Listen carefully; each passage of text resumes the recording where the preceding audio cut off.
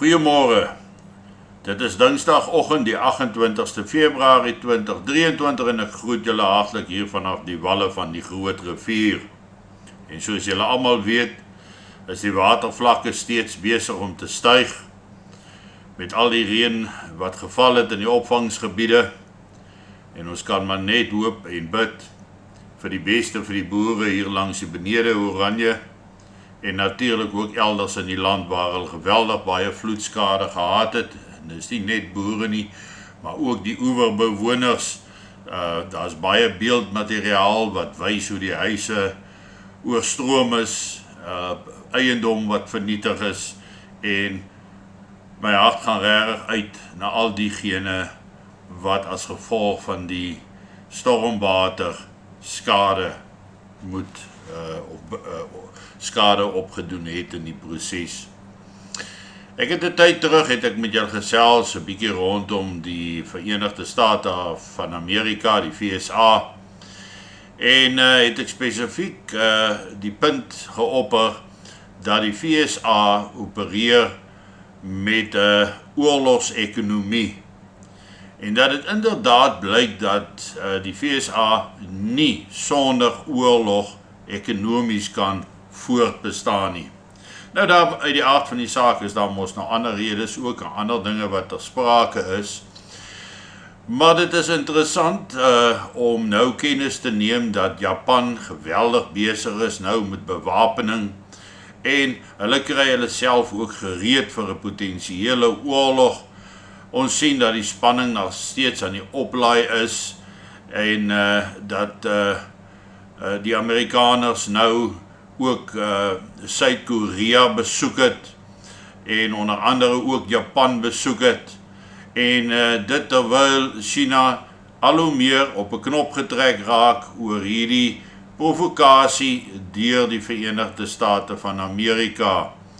En dit is alles gedoen in 'n poging om 'n eenheid te skep daar in Indonesië en daai omgewing, daar in die oosterse lande, laat daar daarom 'n magsblok van soorte geskep word om moontlike optrede van China dan ook te beperk. So dis interessant dat ten spyte van die oorlog in Oekraïne, waar daar reeds soveel wapens heen gestuur word, ammunisie heen gestuur word, en waar almal van Douglas, McGregor, Scott Ritter, jy kan hulle maar opnoem, waar al hierdie persoonlikhede die vraag vra, is hulle regtig besig om die wêreld in 'n atoomoorlog in te stuur doelbewus, of wat is hier aan die gang? Wat is agter hierdie hele dryfveer tot oorlog? Want daar is nie daadwerklike pogings om vrede te sluit nie, ons sien dit nie, en soos professor Jeffrey Sachs dan ook sê, dit gaan enige iemand se verstand te bowe, en dat niemand die gevare insien, soos die een rooi lyn na die volgende gekruis word nie. Maar dit is interessant om dan te hoor, wat sê die Chinese minister van buitelandse sake in 'n verklaring die ander dag. Nou ja, my Chinees is nie baie goed nie, of Mandarin nie, maar sy naam is Wang Wenzbin, en ek glo nie dis reg uitgespreek nie, maar hy het 'n paar punte gemaak, waarin hy sê dat die VSA is die grootste skepper van konflik en oorloë in die wêreld. In 240 jaar van die Amerikaanse geskiedenis, vir solank as wat hulle ons bestaan, was hulle nog net vir 16 jaar in vrede. Vir 16 jaar uit 240 jaar se geskiedenis was hulle sonder 'n oorlog gewees. Die VSA het dan ook 80% van alle oorloë sedert die Tweede Wêreldoorlog begin. En dan meng die VSA in ander lande se huishoudelike binnelandse sake en skaad die lande se onafhanklikheid. En dan kan 'n mens maar die vraag vra, wat was die rol wat hulle gespeel het in die val van Rhodesië, die Dag Hammarskjöld incident daar, selfs Zambië. Wat was die rol wat hulle gespeel het in die 94 oorgawe van Suid-Afrika? En regdeurlopend sal jy die goue draad van die Amerikaanse hand, die geldmag daar sien. Wang Wimben sê dan ook dat sedert die Tweede Wêreldoorlog het die FSA probeer om meer as 50 lande se regerings omver te werp. Dis daai tipiese boelie taktiek dat as jy nie saam met ons stem nie, as jy nie demokrasie beoefen soos ons hom beoefen nie, dan verander ons die regering. By 30 lande het hulle by die verkiesings ingemeng en daar was meer as 50 aanslae op die lewens van internasionale leiers.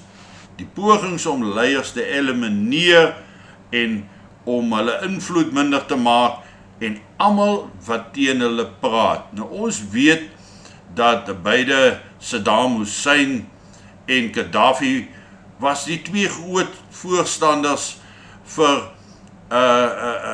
die oliedollar se omverwerping en dat mense in euro kan betaal of in ander geldeenhede kan betaal, en dit was die hoofoorsaak vir die verdwyning, vir die oorlog in Irak en die verdwyning dan van Saddam Hussein, dat sy stem stilgemaak word.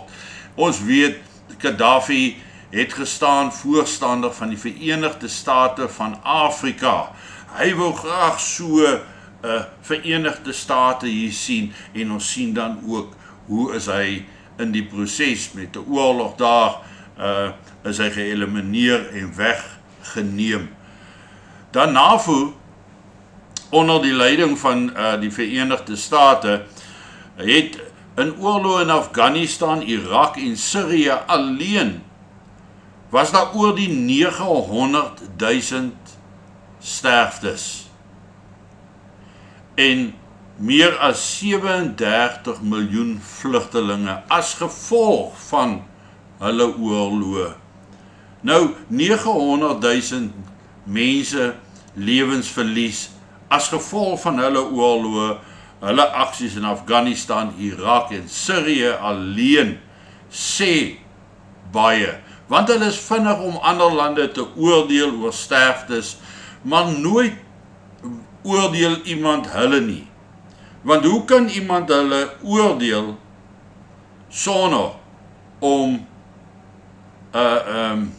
gestraf te word, sonder om gereprimand te word, om gesê te word, hey, watch it, hier, maak ons soos ons sê. En nou sê die Chinese, dit is duidelik dat op hierdie stadium van die oorlog in Oekraïne en Rusland, daardie oorlog en in die situasie wêreldwyd, is dit duidelik dat die FSA nie so kan voortgaan om hulle wil op alle volke en nasies af te dwing nie.